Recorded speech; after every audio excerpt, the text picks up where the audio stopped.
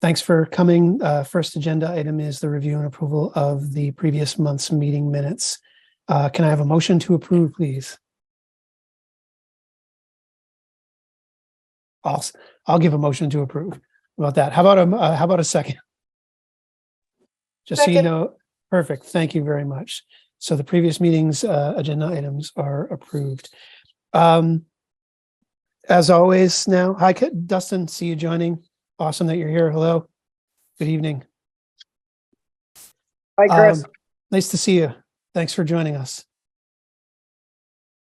So the first agenda item, as is our habit now, is the public forum. We've actually got a couple spots along the agenda where it's pretty much ad hoc, both this one as well as the other business one, which happens just before we adjourn. And so if anybody has anything to talk about that didn't make it onto the agenda, we can either take this time or that time. Ian, you've got your hand raised. Love to hear from you. Yeah. So I just wanted to give an update on the bus shelter project that I'm working on. Wonderful. So for those who don't know, the town is working with TVT on the potential for 3 bus shelters to come to Bristol. I've presented it to the select board a couple weeks ago, and they were very receptive. They had some concerns about the design of the shelters. They were created by the Yestermorrow Build Design Group in Waitsfield. Amazing. So some of the concerns were just how much shelter the shelters offered, since they're quite minimalist and obviously they look very different and are made of different materials than the normal bus shelters that you'd see around towns and in cities. So I need to spend a bit of time researching alternatives just to present to the select board to see what other options there are. Those options would obviously cost more, but we do have ARPA funds available, and bus shelters were very high on the list. So that is a potential funding source if we do decide to purchase shelters of our own and have them installed instead of accept the Yestermorrow ones. Having said that, the Yestermorrow ones, there definitely wasn't there wasn't a decision by the select board to say, no, we don't want those. It would just be finding out how much shelter they offer, especially given the locations that we're looking at. So with regard to the location, in my research and looking at the numbers of ridership at each stop in town, 3 locations that we're considering are by Shaw's, or it would actually be by Walgreens along that long wall there. So that's one stop because that's one of the most popular. The most popular is on the town green by the church. And that would be, the church does not wish to have it on their property, but I've spoken to property owners next door, Tom Wells, and he is very interested in having it on his property, which is nice. It might replace the small structure that has the bell display in it at the moment, but that hasn't been updated and given any love for many, many years. That's something that could potentially go over to the Historical Society or somewhere else in town. It doesn't necessarily have to sit there. And so the bus shelter structure would replace that. There already is concrete that it sits on, so that's a benefit. So that is location number 2. Location number 3 would be a new stop, which would be the Firehouse Apartments on Firehouse Drive, which is the current construction that's happening next to the fire station. Right. So those are 3. We also looked at the potential of putting them down on Lovers Lane. There's the Woodland Drive, which is kind of in the middle of Lovers Lane, which serves a number of apartments, and that's a fairly well-used stop. And there's also one by the Bristol Family Center, and it's actually not the Family Center, but the apartments right there, right at the bottom of Stony Hill, that they use that stop. So I reached out to that property owner, haven't heard back. Same with Woodland Drive, haven't heard back yet. I've only reached out a couple of days ago and left phone messages. So that's where I am. And the property owners for Firehouse Drive, which is Kevin Harper, would be situated on his land, which is essentially the business park. He's receptive. Tom Wells, as I said, is receptive for the park. And Pomelo, who own Prince Lane, the Walgreens building, Shaw's, they're receptive as well. So it's all very positive. On Monday, I will travel to Waitsfield and I will actually take a look at the bus shelters and see them completed, hopefully. The pictures that we have, some are completed, some are in the middle of the builds, and this is from a few months ago when they were being worked on. So I'll see those, take some photos, take some video. Valerie Caples, our town administrator, she lives in Waitsfield, so hopefully she'll be joining me on Monday morning at 10 to take a look at them. And then VPR is also interested in a story, and I might be interviewed with regard to that in regard to this project, since it's a AARP Agency of Transportation, as well as the TBT program that they're piloting. So they're interested in talking about that. So that's exciting. So lots to talk about with that. Everything seems to be going along. The select board did approve the permitting process to go ahead and allow property owners to apply for permits for the shelters. So that's good. And I'm going to sort of work with Chris Purley, our zoning administrator, on that. So it all seems very positive. And whether we explore other options or use the shelters that are going to be provided from Yestermar, I think everyone seems receptive to having shelters in town. So I'm interested to hear any feedback from this committee, any questions you want answered, or anything else. Just interested to hear. So I have two right off the bat. One is related to an item that had been brought up to us on and around the previous meeting, which was people who lived in Bristol but lived outside of the village coming into the village and wanting a place to kind of leave bicycles while they were, so that overnight and things like that. And so one of the things that we're going to be having the Middlebury group do as they help us with the sidewalk audit is to add bike racks onto that list. And I ask this in a long way because you've mentioned how this is potentially tied into the ARPA funding process. Where is the select board with that process? Just since you're our rep to this committee, and it would be great to hear from you. You know, we've heard certainly from some people on the ARPA committee, but their work is pretty much done. Where does that initiative sit as far as the select board is concerned? The select board will hear a presentation from the ARPA committee members, I believe, at our next select board meeting. It's either on, let me double check here, just to be certain. It'll be our meeting on the 27th, which is next Monday. So Porter and a few others will present their findings. The report, I believe, is available online, but I can send you a copy of their final report. And it essentially uses all the information gathered over the last year from townspeople, from committee members, from anybody who submitted information, and puts that into a fairly dense report and offers recommendations for the top 20 things to fund, 20 initiatives, and then some additional ones as well. So they present that to us on Monday, and then from there, the select board begins to decide how to fund those initiatives.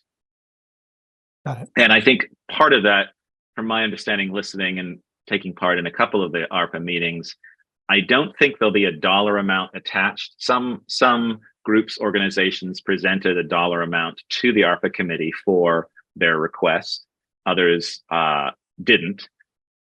I don't know if we're going to be presented with dollar amounts for certain things, or if it's the select board's duty to then reach out to those who submitted and those who came are in that top 20, or if what the select board feels should be funded, do we reach out to them and they provide numbers to us, something like that. So there's obviously, this is where not to say that a year of study was the easy part, but now we get the complicated part of working on the money side, figuring out how to give the money to people, going through the auditing process, and making sure that all the I's are dotted and the T's are crossed. So that's where we are with that. Got it. I ask because it's certainly easy to see bus shelters and bike racks as copacetic, as being kind of kindred spirits as far as public resources are concerned. And those things, I mean, honestly, getting numbers from TVT, some of their bus shelters were in the $12,000 range, which for the ARPA money seems like a very small amount of money to submit to doing a project like that. Obviously, if the Yestermar ones are free, we just need to pay for installation. So we would save $12,000 or maybe save $11,000, let's say. And bike racks, depending on what we get, are far less than that. So those are some of those requests are just, in my mind, very easy to fund, very easy to accomplish. I mean, Core, just a couple of years ago, Bristol Core, the downtown group, purchased bike racks, and some of those are what you see in town, Yes. very inexpensively with a grant that we received from the Realtors organization. So, those things seem very easy to accomplish very quickly. Other projects on that ARPA list obviously are much more detailed and have a much higher dollar figure attached and are more complicated. But yeah, I think bike racks and bus shelters are ones that we could easily knock off the list. Great. Any other questions with regard to bike racks? I've spent obviously some time on this, looking at the locations, looking at the numbers. I'd love to see if people are interested in terms of property owners, shelters in places that really, I don't ride the bus, but I'd love to hear from people who do and what their requirements are. Obviously, I don't want to be putting shelters where people aren't interested in having shelters or don't need shelters. One of the reasons why the church decided not to have it on their property is that they felt that the front of the church is where people stand normally on the town green, offered enough shelter for people using the bus. And so people using the bus there might say, yes, that's fine. We don't really need a shelter. So I'd love to get more information about that before something like this is implemented, because I wouldn't want to put something that is just going to sit there and no one uses it because they still stand on the church steps. So I don't know. I'm curious about input from this group. I don't know if people know anyone who rides the bus and what the needs might be.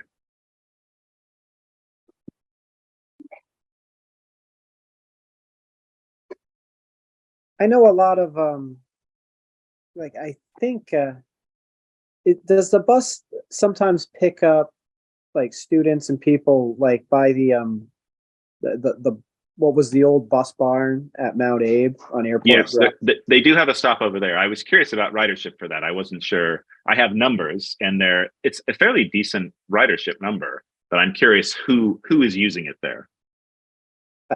I know of students who use it. Okay. One thought might make kind of sense, and maybe it's one of the ones you said, would be to like place it like right across from the firehouse, like by like the skate park, where near Interesting. where that crosswalk is, because that would be kind of close to the rec club, close to the house and the development there, and close to the high school, and not too far from like where a lot of people where Liberty Street is. A lot of people that ride the bus might be walking from Liberty to there if they're coming from more something like that. That to me just seems like a location that might make kind of sense, and it's like convenient for the bus company right off of West Street 17 too. When I looked at that in terms of Firehouse Drive, I was picturing it near, at least when I met with property owners, both Kevin Harper and Evernorth, we were looking at it sort of very near the apartments themselves. We looked at the very top of the street where the apartments begin. There's a fairly large telephone pole there. We looked at that location because it's still their land. It doesn't go into the Nelson's property, which is right next door, and it's at the front of West Street. We decided because of the telephone pole right there, or the electrical pole, it was just too much infrastructure right there.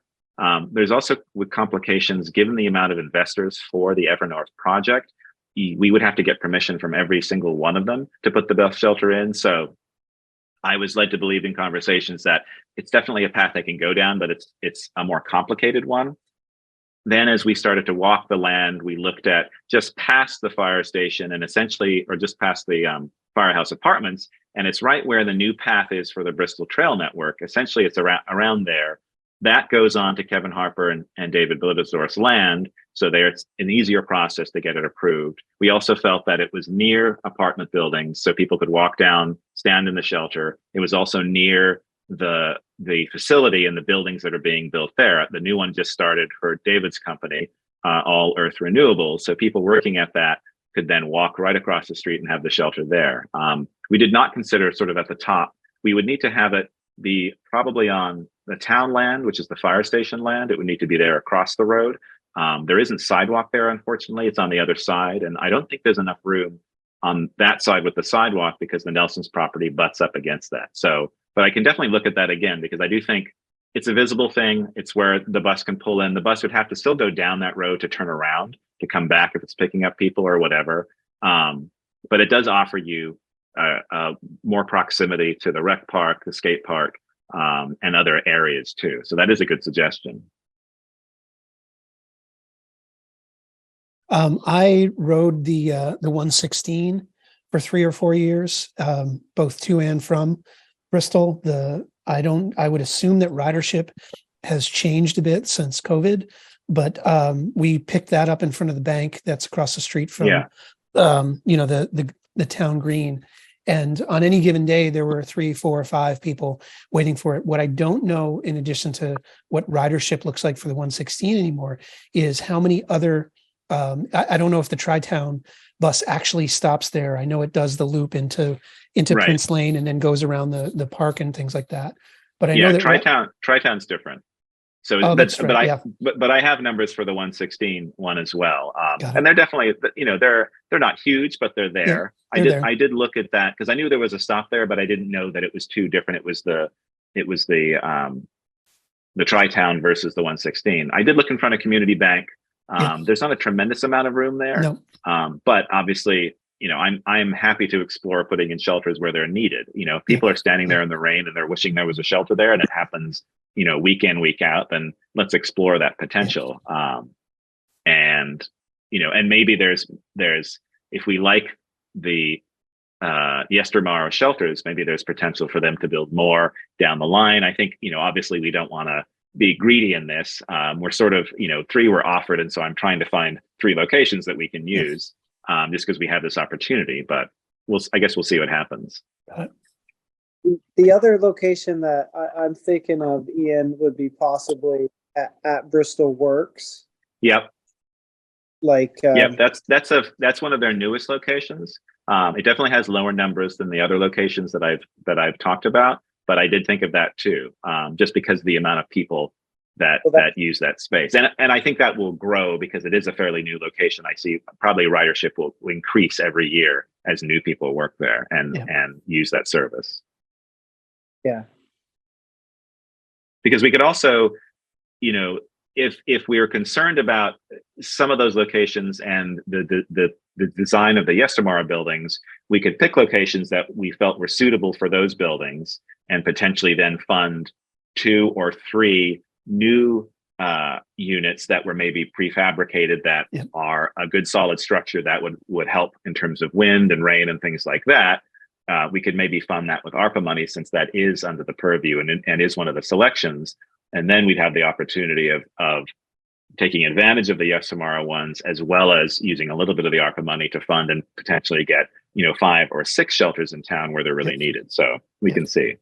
But I'll keep on with that. But if any of this committee has any other suggestions, or knows about ridership or knows about bus shelters themselves and what's good or bad and what works, please feel free to reach out to me. Great. Kevin, nice to see you. Thanks for joining us. So next we can stay in the public. Kevin, we're still in public forum number 2 on the agenda. Ian just gave us an update on everything from bus shelters to where we're at in the ARPA funding thing. It was pretty cool. There's obviously some simpatico between what we're doing and bus shelters and things like that. Does anyone have anything else for the public forum right now? Kind of the potluck, one of the potluck sections on the agenda tonight. Just that I went to the gathering of bike access orgs meeting on Monday. Yes. And it's still sort of forming and figuring out what exactly the mission would be. But it's more in supporting directly getting, bikes to people and things around that. So it seems like, but it's a little up in the air right now. It was mostly meet and greet and chat. So I'll let you know if it becomes relevant to anything that we're doing later down the road. Tremendous. Well, thank you very much for going and giving us the update on that. Sure thing. Let's move on. Hold on one second. something very important.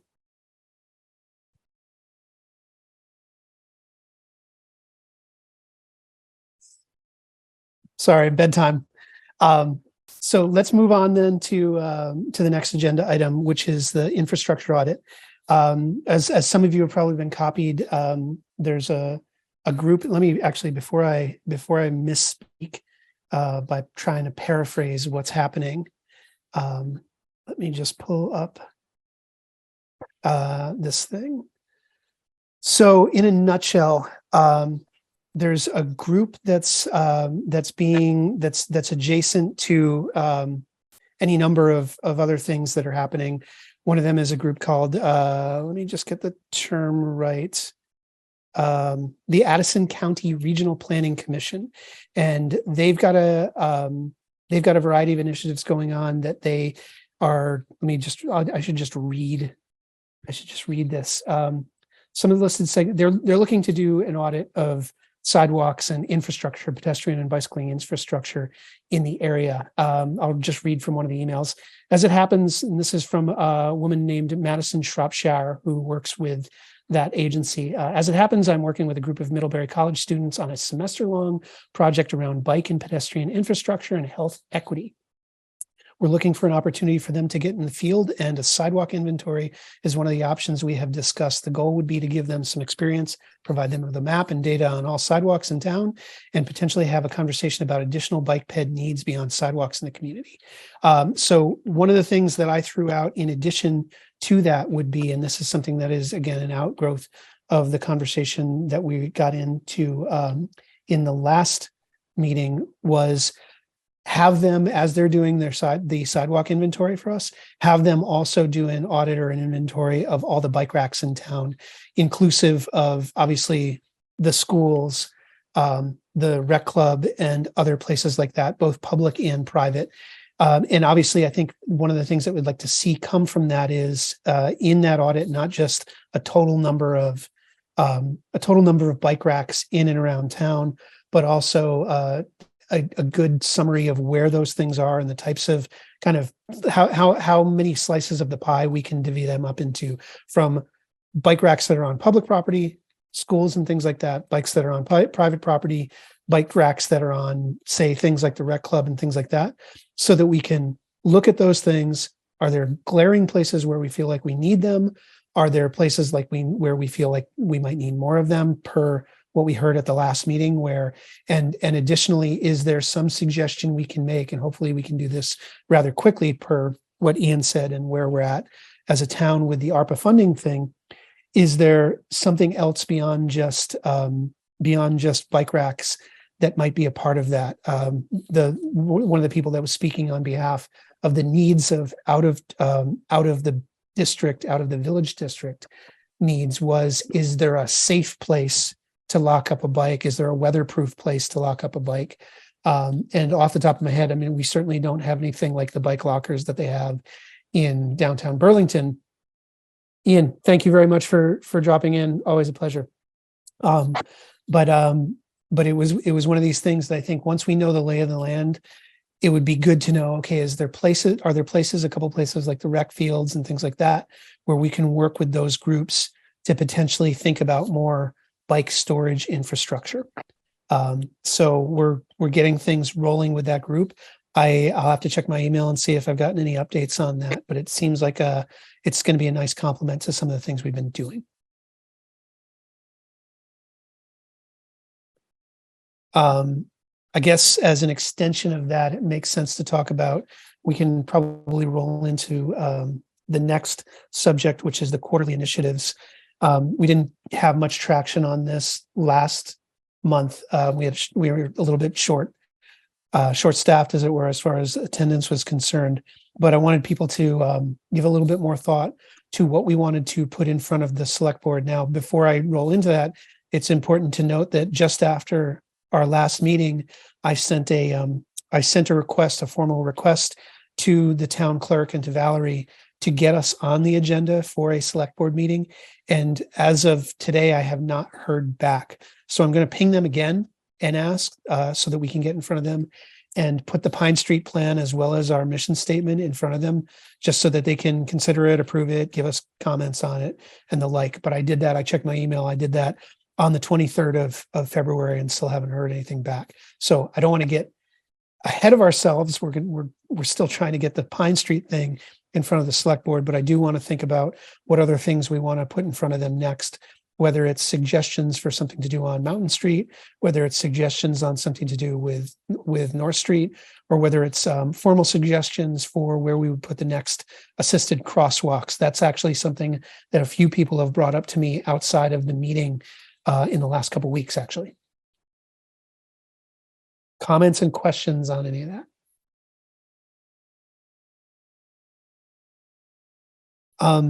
I do know from seeing what Ian mentioned about the report from, like, it was a draft report or something like that. I don't want to speak out of turn, but it was some of the documentation that the ARPA committee had generated.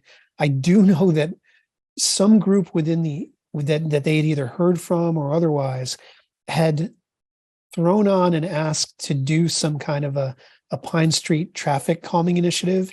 And there was a real sense of deja vu in looking at the ask. And I thought, well, wait a minute, this is exactly what A, the town budgeted for and approved, and then B, tasked us with kind of formalizing and then had us pivot a little bit.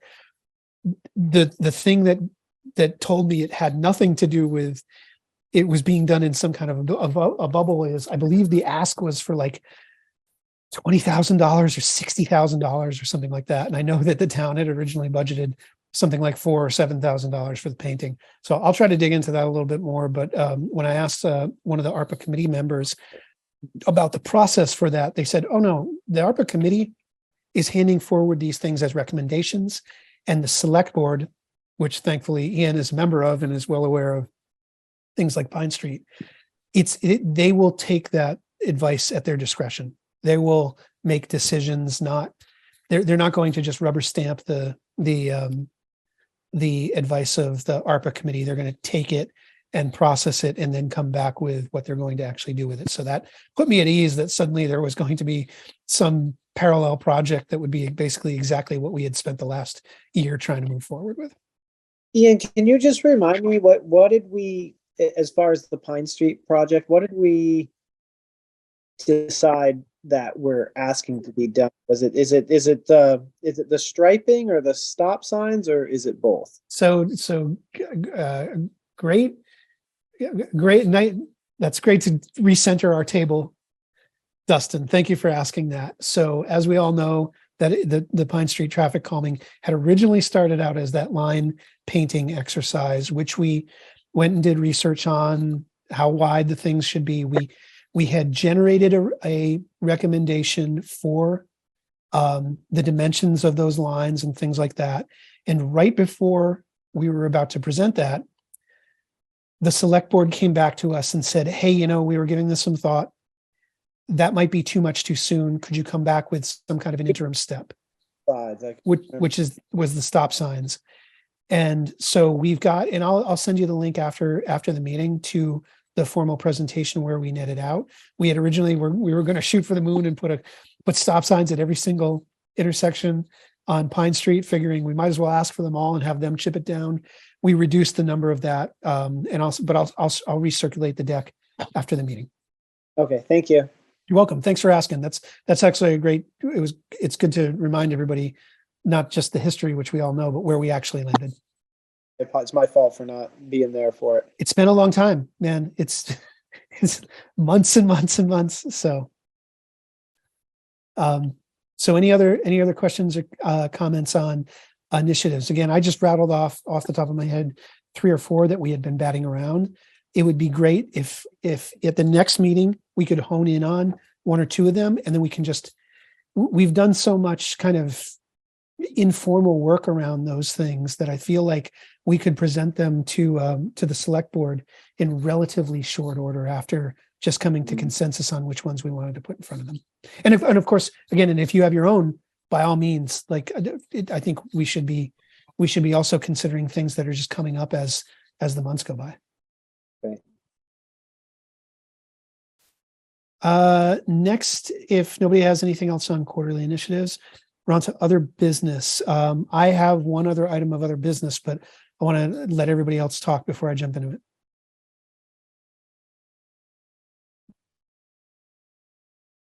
So, a couple weeks ago, a member of or I should say, a member of the former ad hoc committee, the one that led to our creation, reached out to me. Those people are all great. They laid the groundwork for the select board greenlighting what became this committee. And all their members are great. I've met many of them. Some of them have actually been on these calls before. One of them reached out to me and said, hey, who I've been in contact informally with a few times throughout the last few months. They said, hey, you reached out to me a few months ago and asked if I had any interest in jumping back on the committee or being on the committee. And I told you at the time, no, there were other things going on, a combination of work, travel, and other committees that person had volunteered for. They reached out to me a couple weeks ago and said, hey, does your gang still need another person on the board? I said, absolutely. We actually need two still. And so I'm in talks right now with one of the ad hoc committee members to bring them on. Ian has already outlined how that process goes. It really doesn't have much to do with us. It's more, we have to get that person in front of the select board and the select board makes the decision. So I'm going to work with Ian to just make sure we're crossing the T's and dotting the I's on getting that person in front of them.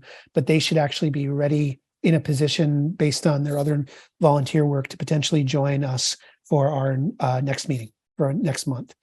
In addition to that, I've identified and kind of honed in on, I had 3 or 4 other candidates that I was hoping to reach out to. And I've reached out to all of them informally, but one of them now, after the last meeting and some other things that have happened, I've honed in on one of those people that I'm going to go and say, hey, tapping you on the shoulder, I think you represent, the reason why I'm asking you is very clearly, you represent a voice that's missing from our group right now. It's that combination of mountain biking, recreation, trail extension, and access and things like that are not currently part of our conversation, at least formally. Our group right now we have certainly talked about how we're going to expand our efforts out past Plank Road and things of that nature. There's a person that I'm going to ask that can really formally represent that type of voice on the committee. So I'm going to reach out to them within the next week, and hopefully we can get them on the same track as the ad hoc committee member. Does anybody else have anything for the other business? Okay, so Tanya, thank you very much for your report. I think another one of those meetings of the other group that's out of Middlebury should be coming up soon. I know I was jumped into some Google Drive share stuff, but I haven't seen anything pop up there recently. If I see anything, I'll certainly let you all know. Dustin, I'll circulate the link to the Pine Street deck to everyone just as soon as we get off this call. If nobody if no one has anything else, can we get a motion to adjourn? I motion to adjourn. Thank you. It looks like Dustin's seconding. I'll second. Wonderful. Gang, it's great seeing you all. Thank you. Enjoy the weather, I guess. Next meeting is April 27. Next meeting is April 27.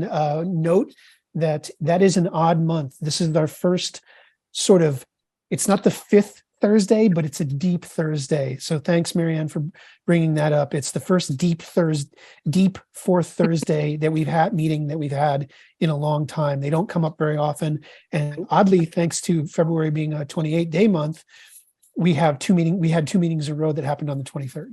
So Marianne, thanks for reminding us.